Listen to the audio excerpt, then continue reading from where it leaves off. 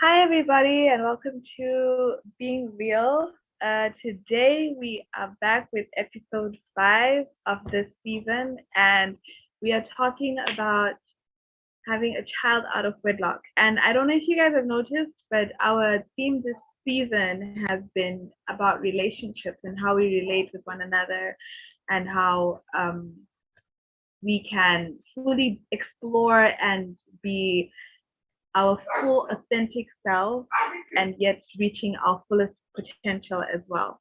So today we're going to talk about that and just hear the stories of two ladies who are here with us, and they're going to share their experiences of what they experienced and how the community can better serve people that are in the same situation.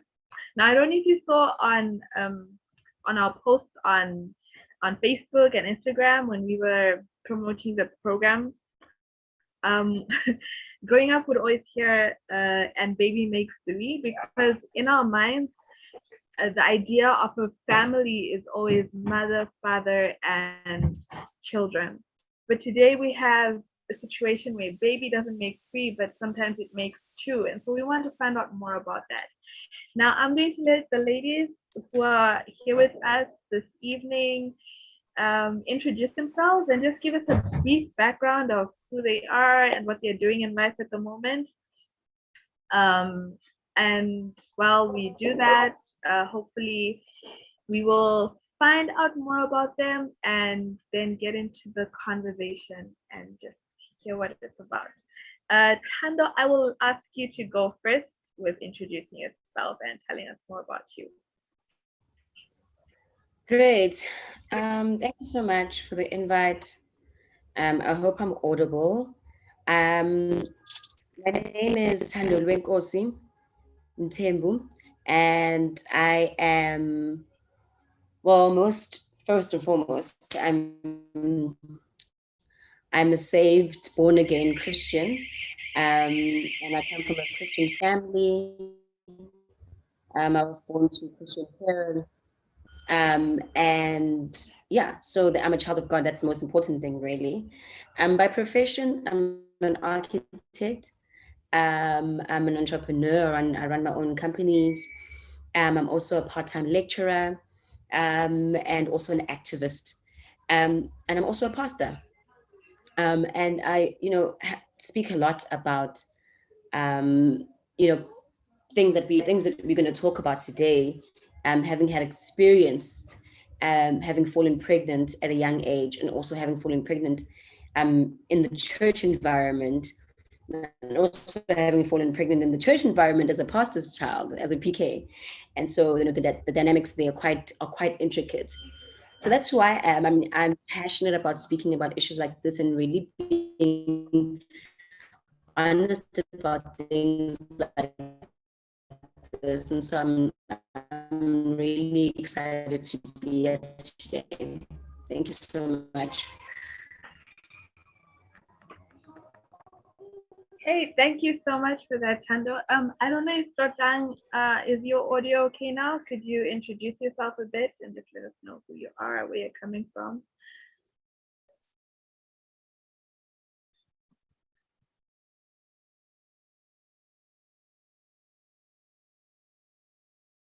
Okay, I think Dotang is still having challenges with her internet connection.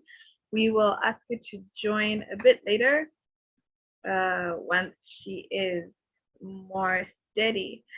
So Tando, back to you. um, could you just share with us a bit, like some background to, like getting to where you were? Sometimes it may seem inconceivable to people, like how did that happen and all that stuff.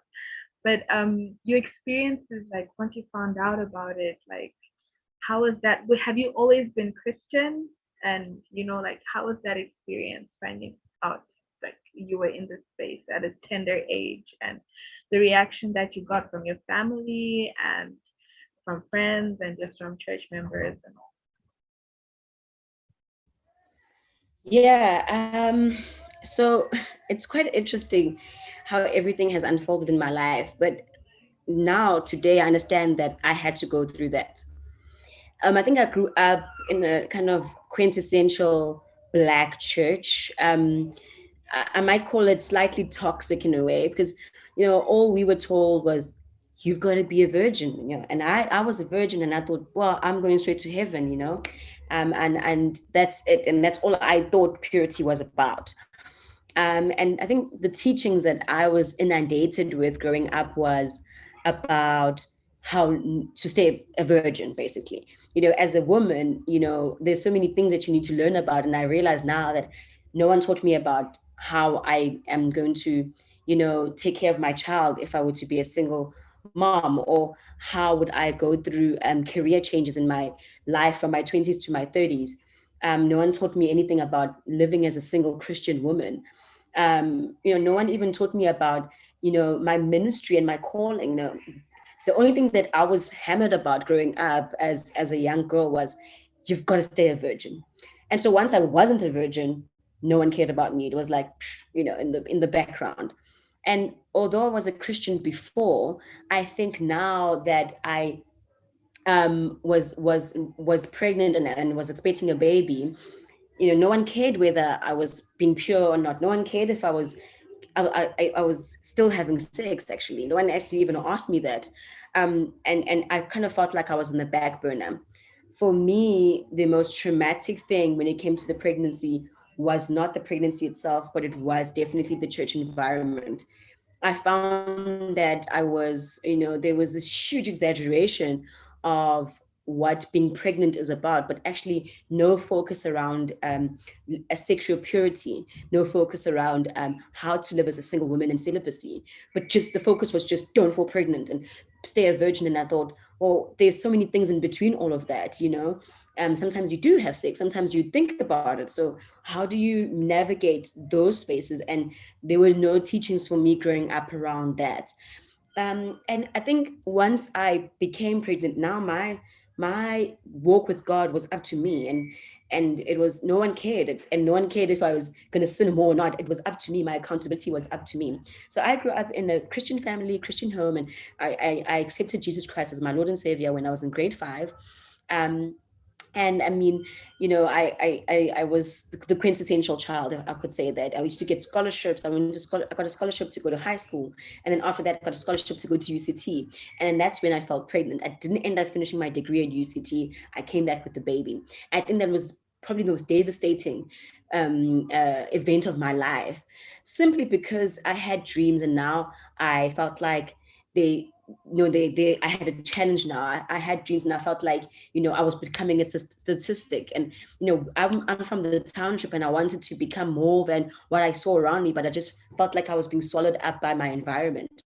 And so there were lots of things that were, playing with my mind. I think for a long time, it's been 10 years now, 11 years, but I think only now have come to the point where I've really kind of making a turn in my healing. I've been struggling for a long time with just the devastation of the disappointment of it, but more so of how disappointed people were of me. And I still struggle with that. Like, you weren't disappointed that I was having sex, you were just disappointed that a baby came of it. And so there's just a lot of things that I struggled with there. But I think looking back now, I needed to go through that to become the woman that I am now. And I didn't even know I was going to become a pastor. How strange.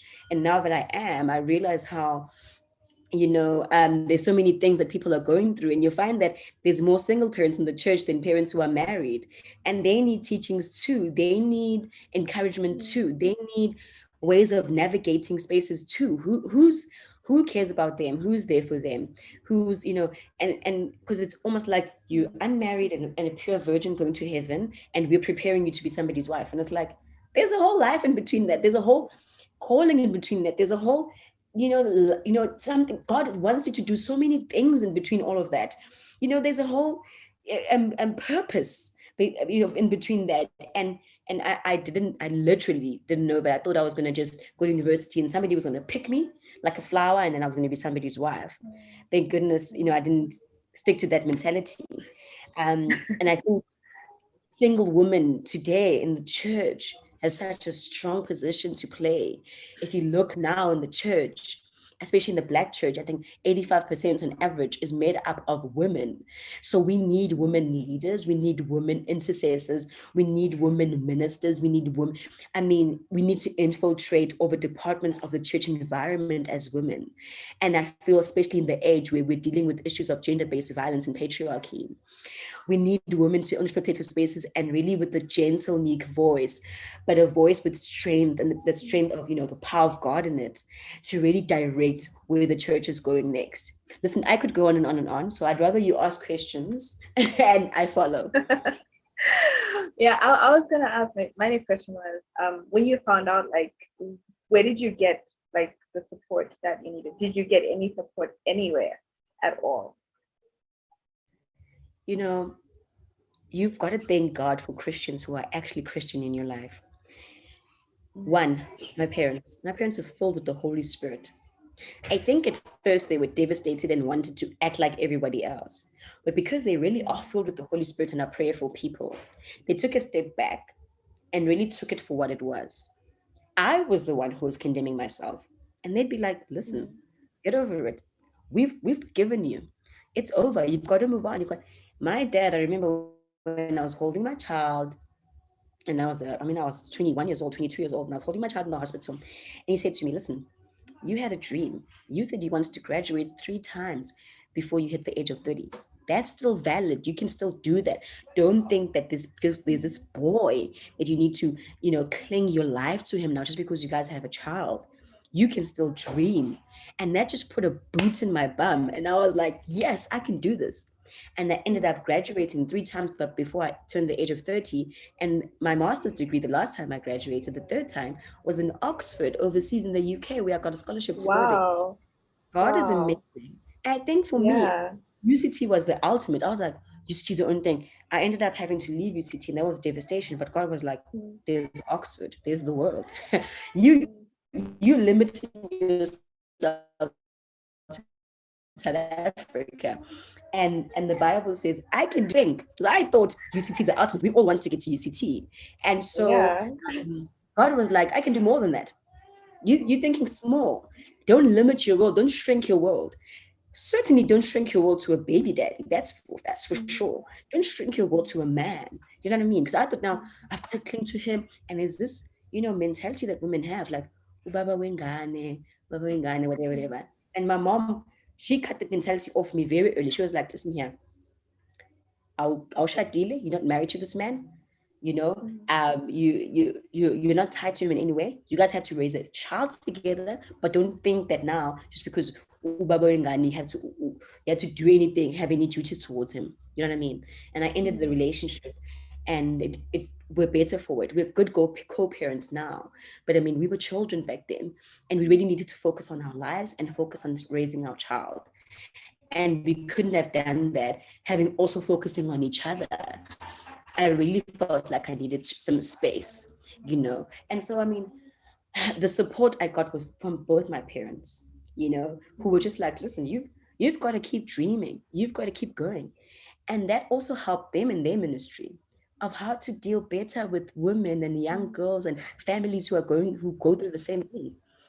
There's some mm, practices that we don't do anymore, like shaming women in front of the church for falling pregnant. Not because mm, of me. I went through that. But when I grew up, I was able to express and say, listen, that didn't help me. The church was supposed to be my mm, safe haven, but the church was my danger zone. The church was where I almost died. The church environment was the most toxic for me during my pregnancy. So it was very, very tough for me. And so I had to explain that and express that also as a leader and say, guys, moving forward, we've got to do something to help people who are going through this. What are we doing to help? mm, You know. mm. Yeah. Um. So your support system came mainly from family, and I think that's beautiful because I think the church structure starts in the home, and so if you can have a strong structure there, it can make all the difference. And one thing that I'm hearing you say is that just because you've made a mistake or just because you find yourself in a situation that has changed all your plans, it doesn't mean that God can't do anything wonderful through you. Like you found yourself at Oxford University. I mean, come on, you know. God did even more than you could ever have thought was possible. And I think that's a beautiful thing. Totang, are you there now? Are you able, is your audio okay?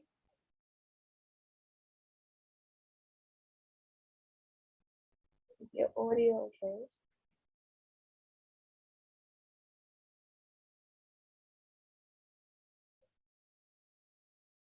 Yeah, I don't think her audio is okay yet. Um, okay, we'll move on and we'll get back to her just in a minute when she connects. So Tando, once you oh okay, she's back. Before we move on, let's go there. So Lang, can you just give us a brief introduction of yourself? Tell us who you are, um, tell us what Okay, you're hi doing, and guys. yeah, Well, hi hi. guys. Hey, I'm really sorry for network connectivity and all that. Well, oh, you guys are looking beautiful. Well, my name is Tlotan Raputi. I come from Botswana. Well, I'm 27 years old. I do poetry. I do motivational speaking. Um, what else do I do? I do a whole lot of things, but I vouch for mental health. My main focus is on healing. I Mental health is issues that are very close to my heart. Um, Hmm, yes, I also do poetry. That's all. okay. Okay, that's beautiful. Can you just tell us about more about your experience when you found out that you were expecting a child? Like, did you have any support from anyone? Like, what was that like for you? Well, when I found out that I'm pregnant, I had mixed feelings about it. Firstly, I was on denial myself, like, okay, what just happened? Is it really happening? Is this really me? Mm, And I basically had mixed feelings about my pregnancy, even to open up to tell the next person that, you know what, I'm expecting. It is really difficult. Like, how do I open up to somebody while I have not made peace with that issue myself? And then as for the issue of any support from anyone, I was surrounded by friends who are more supportive. Like, I do have a community of friends who are more supportive. So basically, when I was expecting, they were there for me from day one.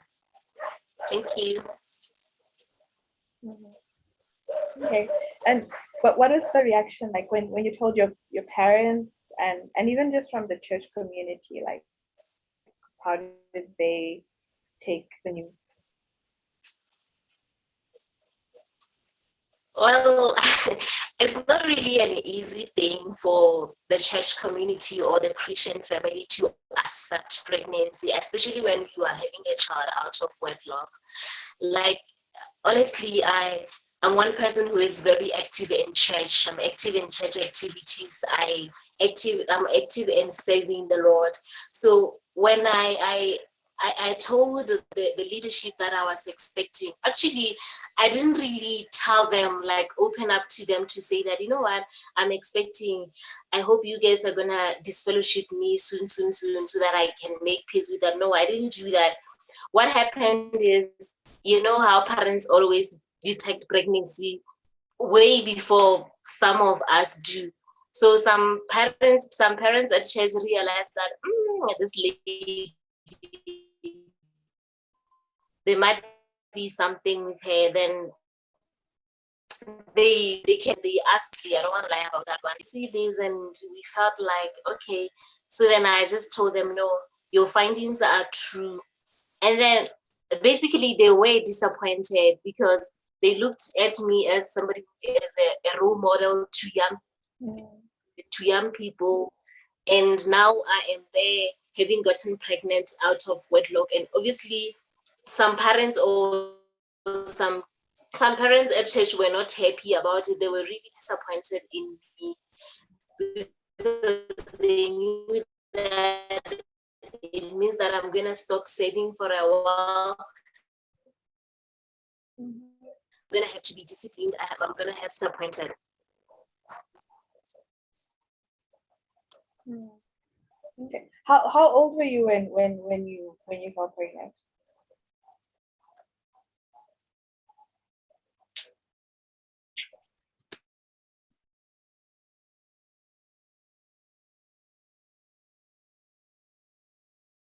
Jotang, how old were you when you found out that you were pregnant? You're muted.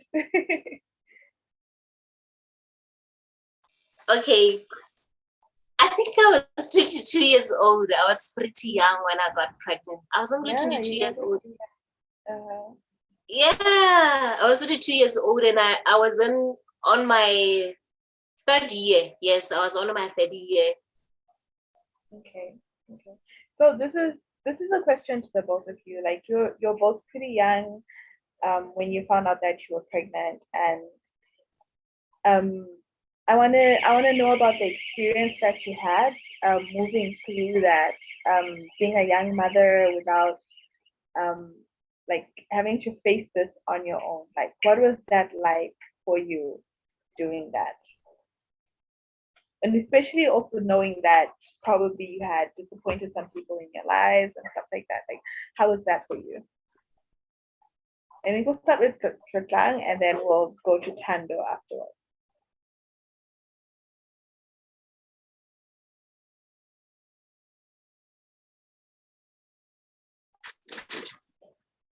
Alright. Firstly, like you said, having changes, having to deal with issues of my emotions and hormonal changes and all that. It is really difficult. Like I do learn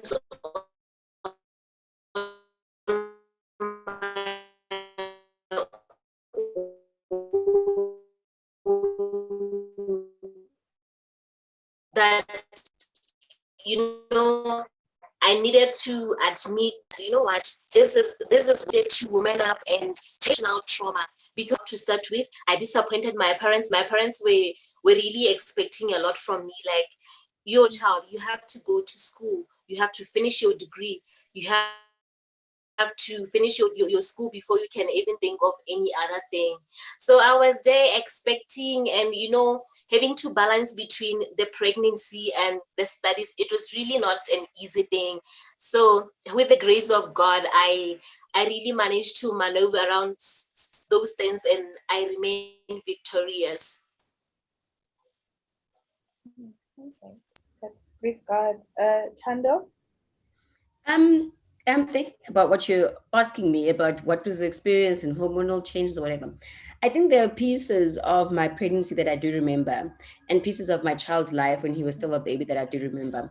But most of it is such a blur, simply because I think mentally then I really was in such a I was in a horrible space. I think, but I didn't realize it. But I was really struggling, with mental health at that point. I think it was 5 years later, then it started catching up with me.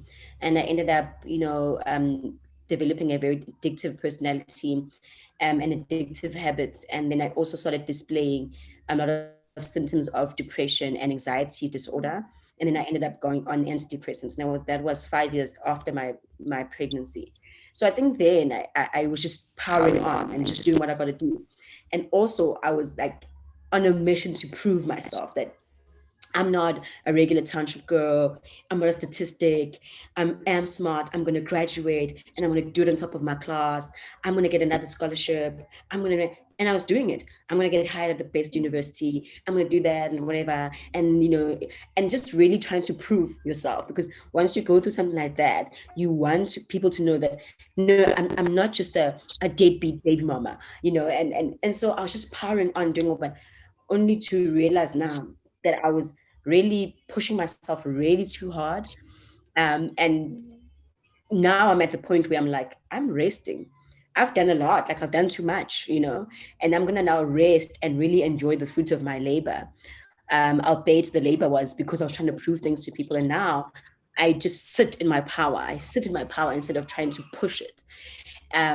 Actually, I like that. I'm going to put that on Facebook. So I really so I think now, looking back, so many things are such a blur, because I think a lot of it, I wanted to just go numb. I wanted to just really forget some of the stuff that I went through. Some of it really is a blur, but I had so much support from family, which I still do now, which I'm so grateful for. And wishes that she could actually live with her child at home the way that I do. So it's such a privilege that I'm able to do that. I'm able to work and be an entrepreneur, be self-employed. I moved to the UK and lived in Oxford for a year or two. I was able to do that because of support from family, and so because of where I was in life, and I was young, and my family understood that, and I was lucky to be able to have that support. It's beautiful. I like that you're bringing out the aspect of how there are challenges that come up with being a single mom that sometimes people don't even realize. Like you're talking about depression, and that those hormonal changes that are so new to you that sometimes it's difficult, I'm sure, even to talk to people about, because probably they won't even understand what you're talking about or where you're coming from. And I think it's important that people know that the need for support is really high, because people are going through so many different changes that you can't even fathom as you move on. Yeah.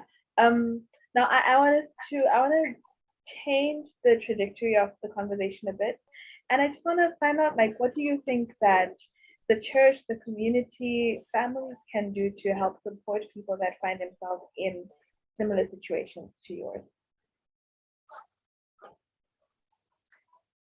Okay. I believe that when it comes to the issues of having a child out of wedlock, I just hope my others will not disfellowship me on this one. But I think when it comes to issues of what the church could be doing or what the church can do, I think that if maybe we can go to crossroads and learn the creation. What did Christ do when one sheep was missing? Did he just remain with the 99 and ignore that one lost sheep? If only we can use Christ's method, we can win a lot of, we can remain victorious in a lot of things. We can have good church retention, because a lot of young people are leaving church with the issue of having a child out of wedlock, because they believe that they were mistreated. They believe that the church cared much about the reputation of the church than their emotional stability, than their mental health. So if maybe the church could go back to the crossroad and know that it doesn't matter, you have to find the missing sheep and bring it back to the crow. I think if only we can learn to use Christ's method, then everything will be fine, everything will be online. So basically, I think the church should only learn that concept, that what, we also need, as a church, we also need to create relationship, especially with young people. Because I mean, how do you come to me and tell and question me when I am expecting and I'm not married? Well, I and you do not have any relationship. When I and you, we see each other on Sunday, or we see each other on Sabbath, and the only thing that we do is hi. But maybe if we could create an atmosphere, a friendly atmosphere between the young people and the church leadership, or between the church itself, I think we will go a long way. Okay. Thank you for that. So there's need for relationships, so that people, it makes it easier tomorrow to check up on each other and to help each other, because it's not like, oh, and you, where are you coming from? Okay, that's interesting. Tando, do you have any thoughts on that? Like, okay, well, she has already set the table, so we're going to talk about the church first. How can the church make it better? And maybe you can share also some of the things that your church, like you mentioned in the introduction, about that you're passionate about issues like this. Yeah, I think I agree totally with what Detlang is saying. Absolutely. What I'm most interested with as well is really changing the narrative about pregnancy. The church is very heavy on dealing with or addressing pregnancy. So they only have their hands up and eyebrows raised when there's a pregnancy.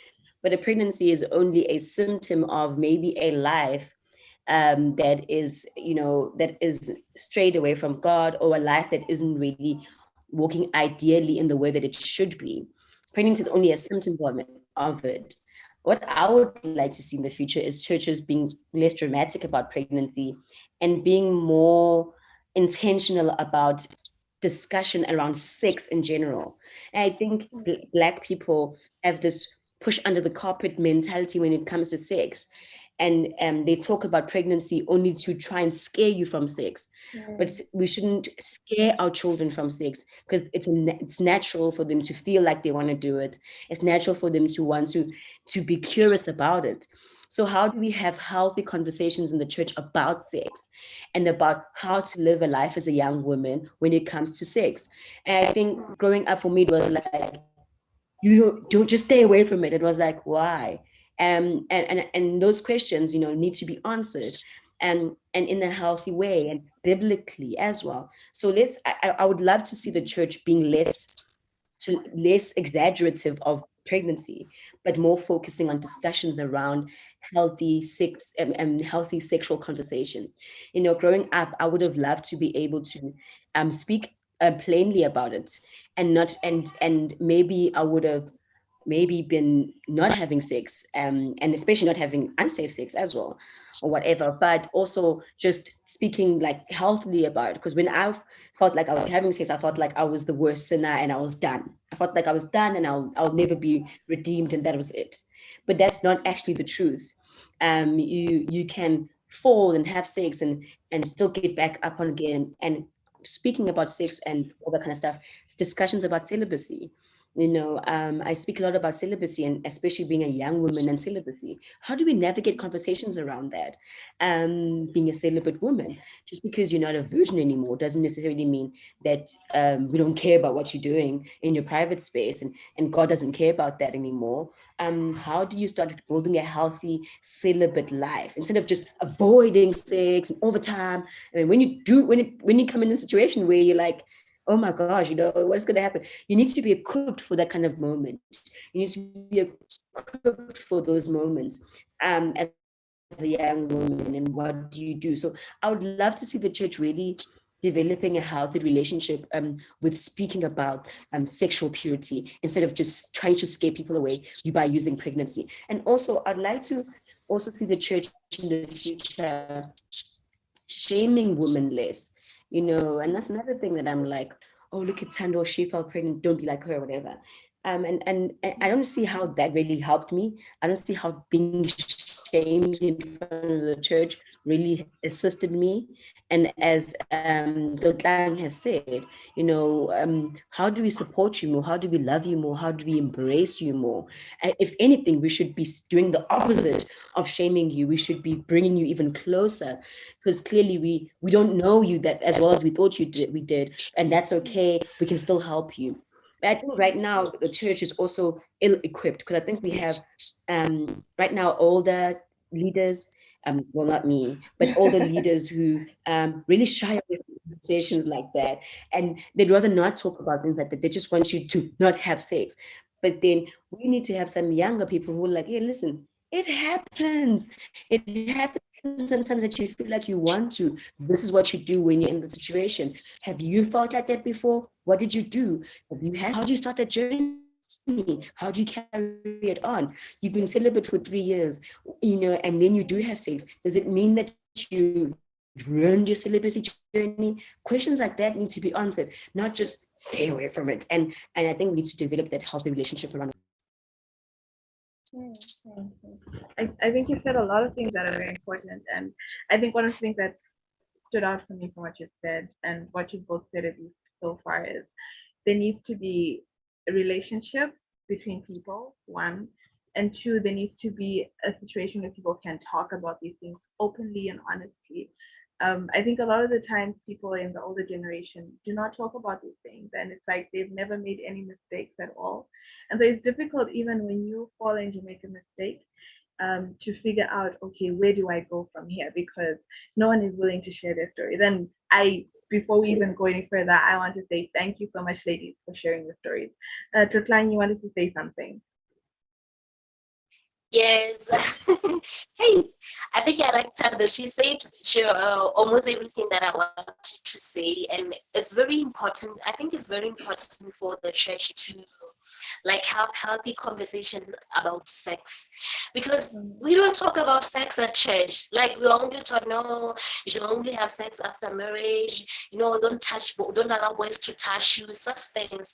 So I am thinking maybe in the future we should be taught about these things. We should be taught about sexual purity in its depth, so that we may understand, okay, if my feelings are high, then what happens? And like I said, if we have a close relationship or healthy relationship with the church, then it will be easier for us to open up to them, to talk to them.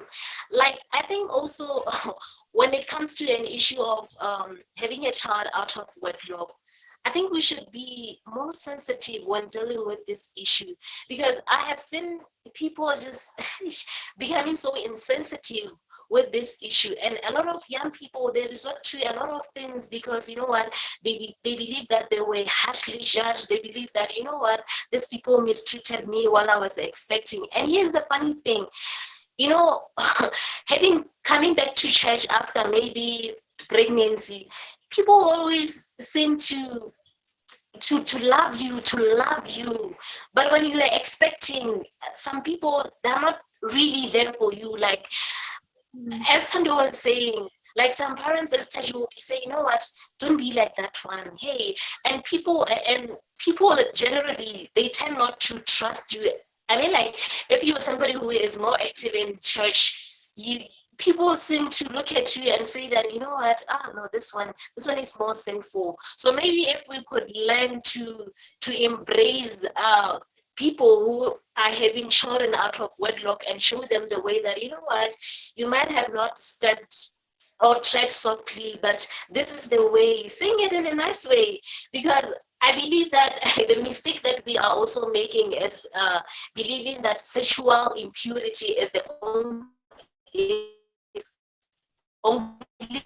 sin that exists. I'm not advocating for sexual immorality, but I do advocate for issues to be dealt in a nice way, in a more friendly way, so that people can open up, so that people can understand my situation. Because I think the issue of pregnancy, we are just covering it as a church, because okay, what next when you are pregnant? The church just want to disfellowship you. You're not serving, you're not doing anything. But what about yourself? What about the emotional support from the church? What about your emotional stability? What about your mental health?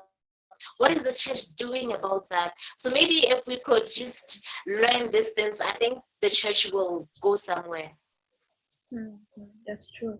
Tando, are you running any mentorship programs at your church for younger people to know like what path to take, etc., etc.?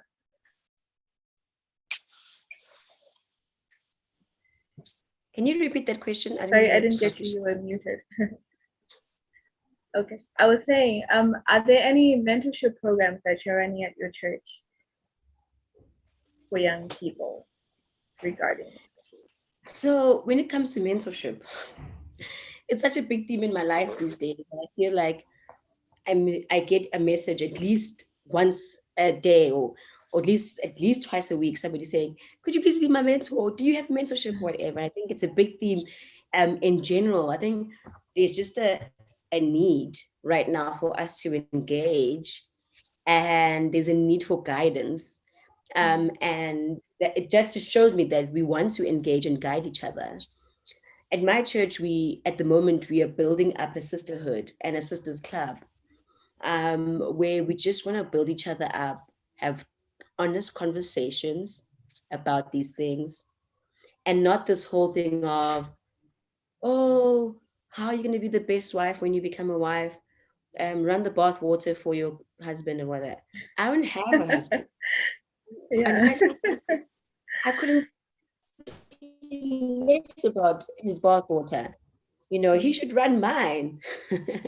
So I mean, I want conversations to be more about, you know, power and the power that God has given them, and not just how do we prepare these people to be picked as wives. And so that's what I'm really trying to build. And what you find is that Okay. a lot of women are, especially in the church, are really, I mean, climbing up the ladder.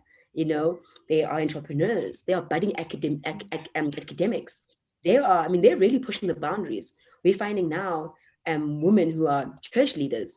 You know, a conversation about running your husband's bathwater. I really have no interest in that anymore. And so I think now is the time for us to really engage on a real level and speak about real issues.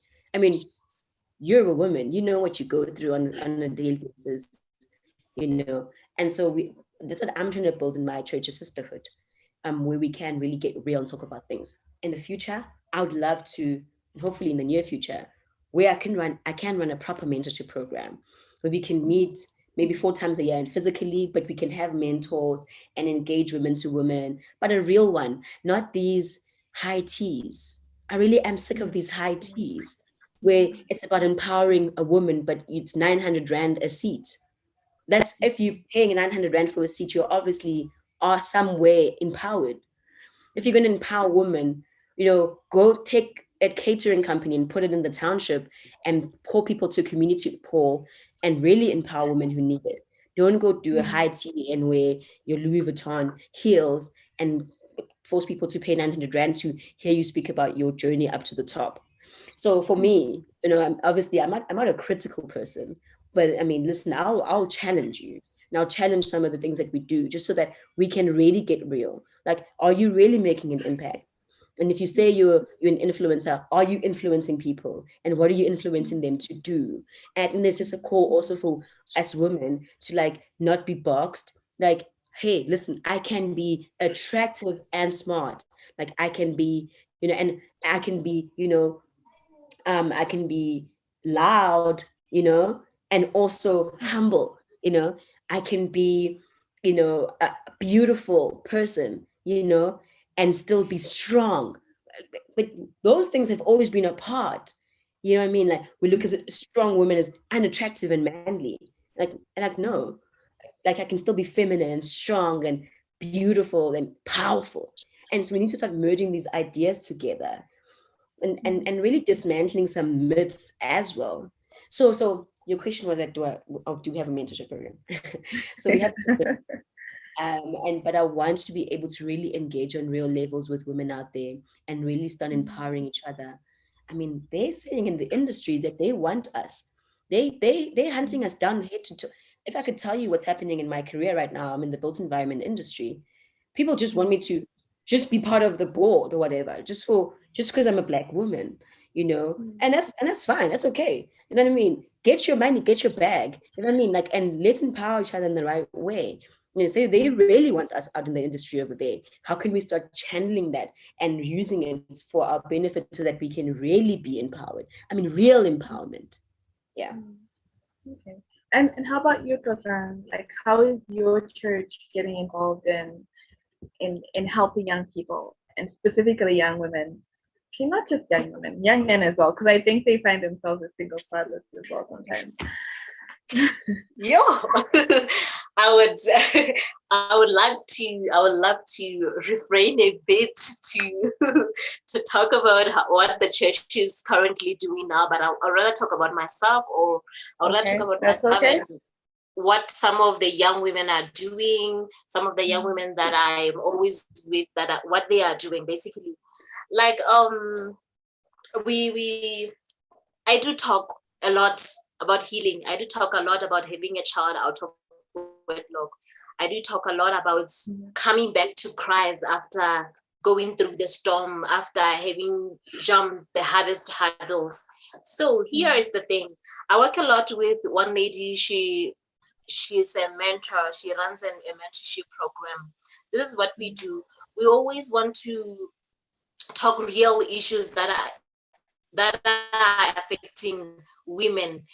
And this is what I always say to people, that you know what, I don't want to sell you illusions. I don't want to tell you that you know what, every day in the morning I wake up at 4 o'clock, I read my Bible, I do this, I do that. I want you to relate with what I am saying, because if I am going to be a too perfect person for you, you're not going to relate with that, because you're going to feel like, where's this woman living, where's this child living? So I always tell people, you know what, it is not always easy, but we are striving for perfection.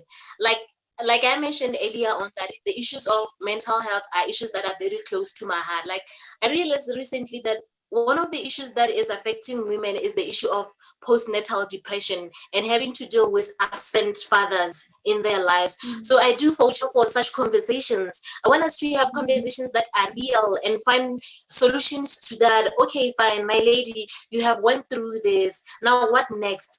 You know what? The best medicine to healing is to accept that, you know what, something is not right. I want to be sound and healthy again. So basically, I with the lady that I'm working with, her name is Cassie Paul. We do advocate for healing. We do advocate for issues surrounding women, and we don't want to sell people illusions. We want people to be more real. We want to tell people our experiences so that they can relate to them. We don't want to be too perfect women for them. So basically, that is what I'm currently doing, and I'm doing that with her. She's my church mate, but we are not at the same church, like fellowshipping at the same church, but we are we go to the same church basically. Okay. I think it's beautiful what you ladies are doing to bring hope and to bring knowledge to the younger generation as well.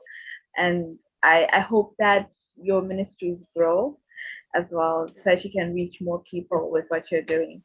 I have another question though, and my question is, coming back to your experience when you found out that you were pregnant, and the experience with the church and how that affected you. I can imagine definitely that it affected your spiritual walk to some extent. And I mean, it's it's pretty much going to happen at some point.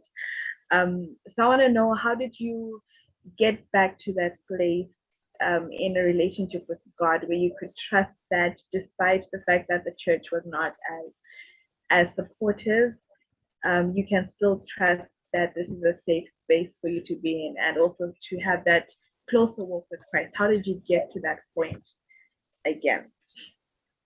Or if you're not yet there, how are you working towards that? Okay, I'll go first. Well, basically, with issue of having a child out of wedlock, you just have to accept that it has happened. Like in my case, okay, fine, I had a child out of wedlock, but why should I be beating myself so hard? Should I always be blaming myself? Well, I made a mistake, and that's okay. That's part of growth. So this is what I basically experienced. Like, I learned that, you know what, as the woman who was caught in the act of adultery, when Christ asked that woman, where are those people that were accusing you? They were not around. They were not there to accuse her or to condemn her. Then when Christ said to her, you know what, I do not condemn you, go and sin no more.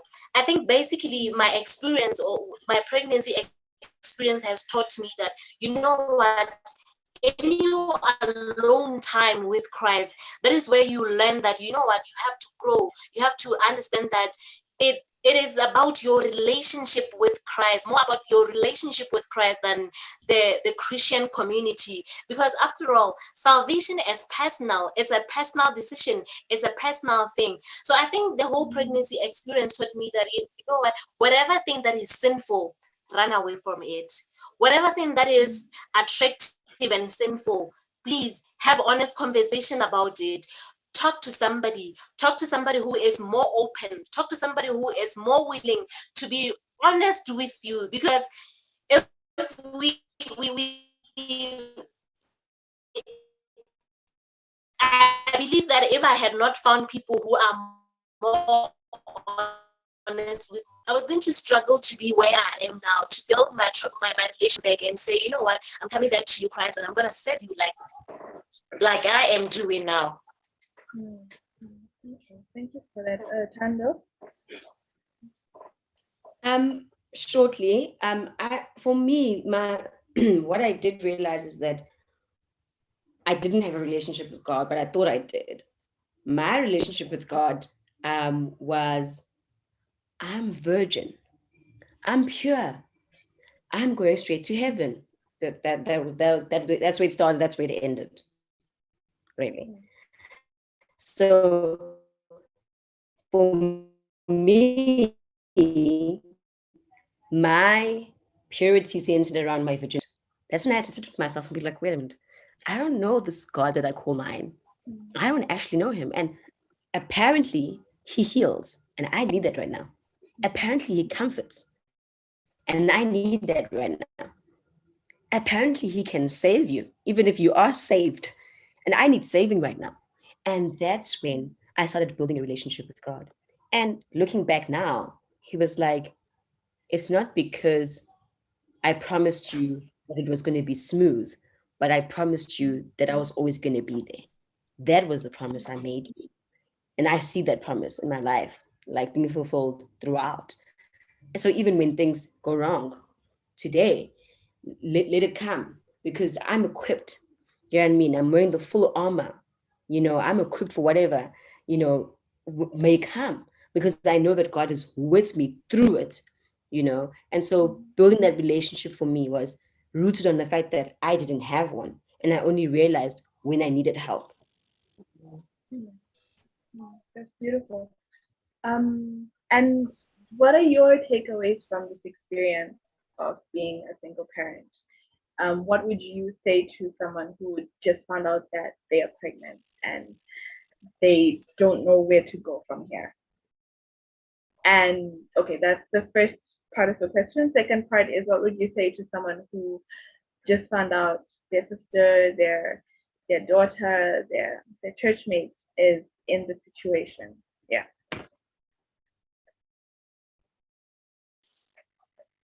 Okay.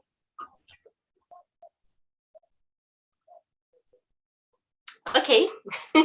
Although I didn't get part of the question, I think I heard the last part where it says that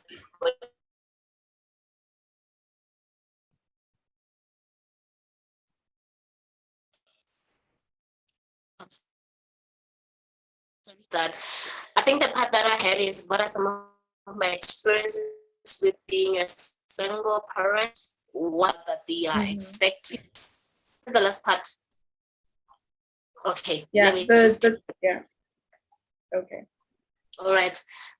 Well, I don't want to lie and say that it is easier, or it is easy to be a single parent, because having to raise a child on your own, and you are just coming out from a storm, you went through pregnancy alone, and then you went through the stoning and the harsh treatment and everything alone. It's not easy. I don't want to lie about that one. It's not easy. But the beauty about being a parent is accepting your child, loving your child, knowing that making end meets for your child to survive, because after all, a mother always have something to do. Like, it's not easy, but at the end of the day, you always have a way to survive. You always have to find some ways to survive. Like, everything that I do in life, my son is always part of my plans. Like, if I do look for a job, if I do want to make an investment, if I do want to equip people about healing, everything that I do, I always have my son in my head to say that, you know what, people, some of the things that we are going through, or you are experiencing, or you are going through, please do not leave out your child. have your child in your plans. Keep your child in your plans. So I think being a single parent has actually taught me to be there for my child and to to talk when I'm not okay, like to communicate with my child. I think we are raised we come from a society where we believe that no, it's not okay for your children to see their parents' tears. But sometimes I do talk with my son like, baby, I'm not okay, but it's not you. I'm not fine, my baby, but it's not you.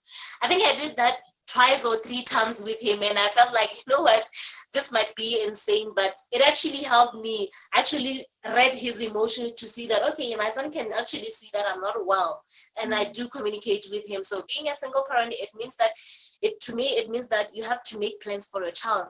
Somebody might not be there for you. You might be alone in that situation, but having a family and a community of friends that is supportive, I think is actually a good thing, because even if you're going through the storms, they are there for you to give you courage. They are there for you to tell you that, you know what, take this, buy your child something, do this. I think you can do this for your child. So I'm actually grateful for the community of friends that I have, and for my family for the support that they have rendered me throughout my journey of being a parent.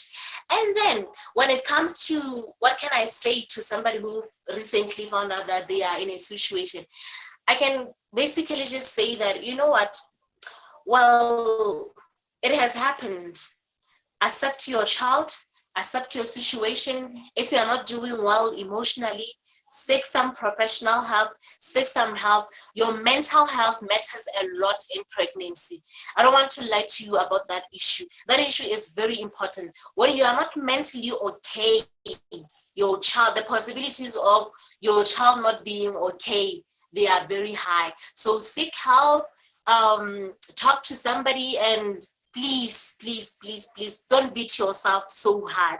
Just know that it is a mistake, and you will rectify it by building a relationship with God. As Sundo was saying, that sometimes, you realize that you did not have a relationship with God before you actually found yourself in a storm or in a situation. So this is the time to rebuild yourself. This is the time your relationship walk with Him again.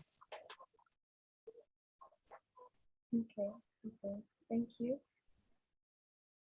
Yes, Tando. Yes, thank you for that, Dotlang. Just two things for me that are really vital and important, I think. I mean, we can talk about a lot of things. One, know when to exit. So you are not carrying a person. You are at the casing of another human being. You've got to protect your mental health, as Sister Dotlang has said. Know when to exit. One, know when to exit a toxic relationship. Know when to exit a toxic church environment. And these can be very toxic.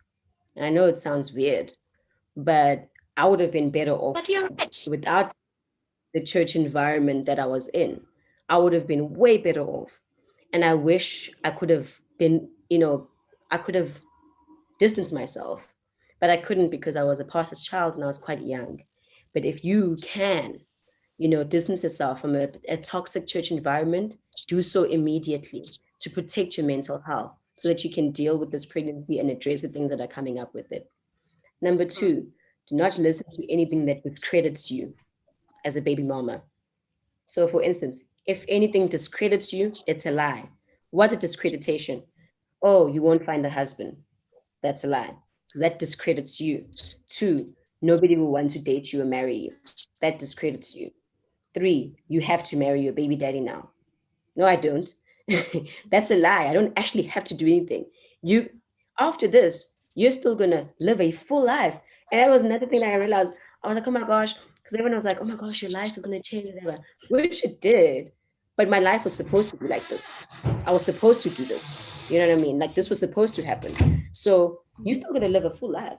You're gonna meet people and men, and you're gonna meet men who have children themselves. So it's fine. Like you're literally gonna be okay. Like it's not. And I think that's another thing. It's like you have a child. Oh, you have a child now.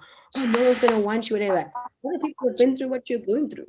So I prefer dating people or not dating, but I prefer to be interacting with men who do have children, because there's that relatable level that they, and things like that, because they understand type of thing. So if I had a choice, maybe to marry one day, if I did want to marry one day, I'd marry somebody who has a child, So, I mean, there's lots of things out there for you. Don't listen to anything that discredits you. If it discredits you and makes you feel small, it is a lie. Do not listen to it. And if a church environment is toxic, leave. Even if a family environment is toxic, leave. If a relationship environment is toxic, know when to leave. Okay. Okay. Yes, Choshan? Hi, Tando, thank you so much for what you just said. I love the part where she talked about toxic church environment. You know what? 3 years ago, my son is how many years? My son is 5 years, but 2 years ago, I left church environment where I have been for almost my entire life because I felt like I was in a toxic environment. I felt like, you know what, mentally, I'm not okay. What should I stay in a place where I I feel so fearful to serve God? Like I decided, you know what, let me just change the environment. I love the fact that Tando mentioned that issue because a lot of people do not understand that it is okay to walk out of a toxic environment for your own sanity. Okay. Okay. Okay. Okay. So, few things coming up there. We need to walk out of toxic environments. That was a good one. I think it applies even to like, even if you're not in that situation, if it's not okay for your mental health, like you need to leave, you need to step out of it. Now we're rounding up the show, and I just wanted to know if you ladies have anything that you want to say that's burning before we just wrap it up. Anything that you want to leave? You're okay, Tando, Tosang? Anything you want to say? I think we have talked about a lot of things this evening, but I just want to say that just to, as a word of encouragement, that, well, people who do have children out of wedlock, they're not more sinful than the rest of us. Show them the way. Let us deal with them as Christ would. And I just want to say that having a child out of wedlock is not the end of the world. You still have a life. You still have a full life to live after that. So be encouraged this evening that no matter the storms that you would go through or you had gone through or you would experience through the times of your pregnancy, know that there is one person who cares, and that is Christ. He's a friend that sticks closer than a friend. Trust him, build a relationship with him, have honest conversations, do not mask your pains. If you are not emotionally okay, talk about it, seek help, and more importantly,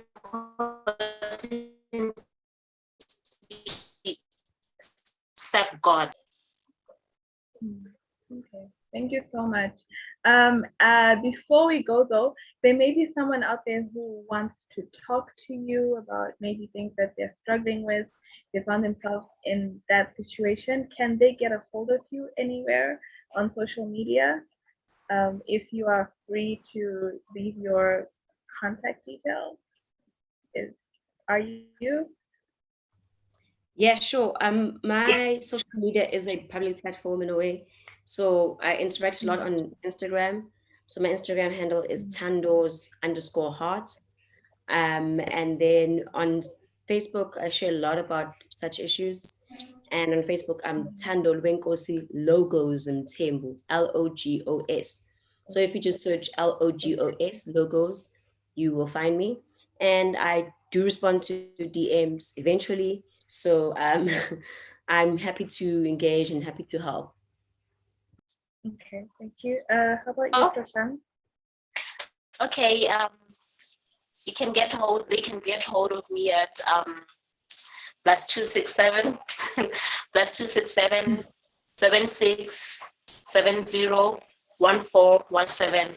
That is my WhatsApp number. And then Facebook page, Picks the Mic, Drops the Mic by Manpruti. Or they can just talk to me through my personal Facebook account, Tlotlang Raputi. I'm more than willing to engage with them. Thank you. Okay, thank you so much. We're going to include those in the bio for this episode. But thank you so much, ladies, for joining us. And thank you, everyone, for joining us for today's episode. I hope that it has been a blessing to you all and that everyone has learned something and that we can go out there and be better for people that are in those situations and start having honest conversations about issues like these. So thank you, everyone. And